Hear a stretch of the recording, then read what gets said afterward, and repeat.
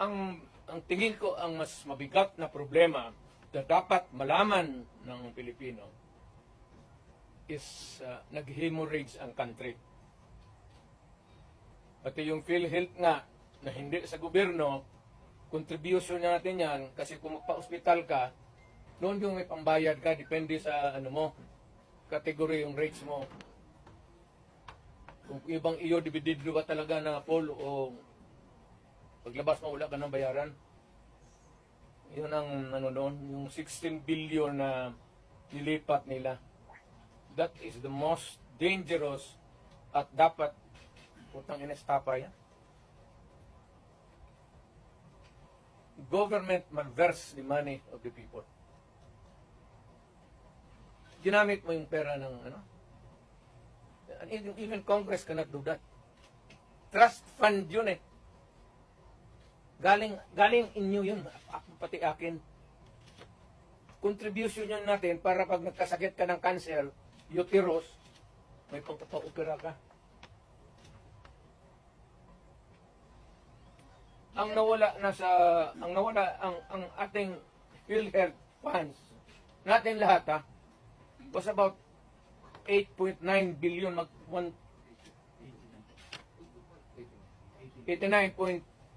89 billion. Of that 89 billion, 27 na lang ang nawala. 27 na lang ang natira. Paano yan? Hindi man maano ng Kongreso. Ang atin is, bakit nila pinakialaman? Pero Mr. President, if you see that list, may isa case, na yan, ang problema ganito, if we're going to file a case sa court, but the justice system, the court is a government. No, the court, ang pumapasok ang Supreme Court. Kaya hintuan mo na sila eh. Huwag mong pakialaman yan, kaya hindi yan inyo. Ako, fiscal ako. Ang alam mong, numbers nila yung pera eh. Ang naiwan kasi 29 billion lang. Out of the 89, 29 na lang. Saan ang pera namin? Ano, ibalik mo, wala mong pera. Maghiram nga ng pera eh. Ang gobyerno na ito, walang project. Wala kang nakikita ng project. Maintenance na lang. Kasi ayuda, akap, ayuda. Tupat. Yun, naubos doon. Naubos ni Romualdez kasi Romualdez, congressman lang, pero left and right ang pamigay niya. Oh, may tag 5 mil kayo ngayon. Kita ko sa TV ko eh. Pera natin. Sus Maria Joseph, Ginoo, Romualdez, oy.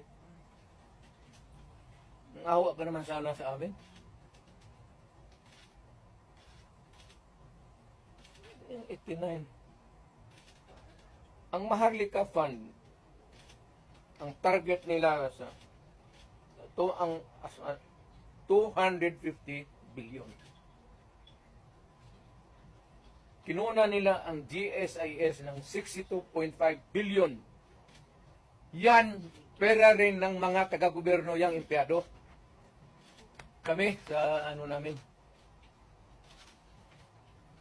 Sa mga trabahante yan, mag-housing loan ka, ito, kinuha, binigay para ayuda.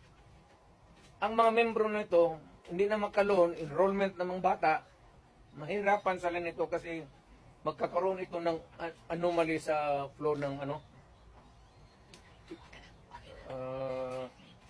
ang SSS, kinuha rin 62 billion. Private lang yan. Para sa mga empleyado. LBP, 62 billion. DBP, 62 billion. Kaya yan sa sundalo, pati yung retirement, nila patayan.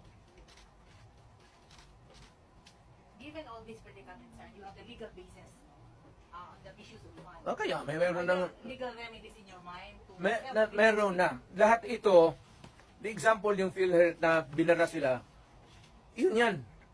Hindi man nila pera ito lahat. Ito ang problema ngayon. Gastusin nila ito, naiwan. what is left from the original ano nila, kagaya nitong PhilHealth, 89 billion, ang naiwan ay 29 billion na lang. So, kung walang pera, anong gawin nila? Okay na. But they juggle. Foreign ba money. doon? Wala na sila majagol dyan.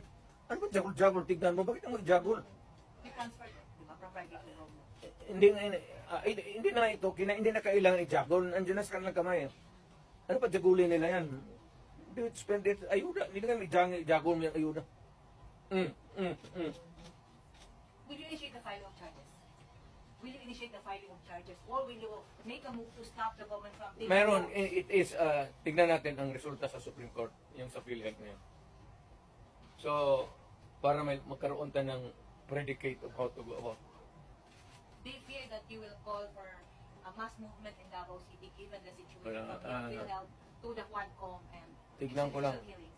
Kung ano ka ako, Mass mobilization of people. People power mo na. ang alam ko ang sinong pupunta lang doon, ikaw, pati ako, bakit naman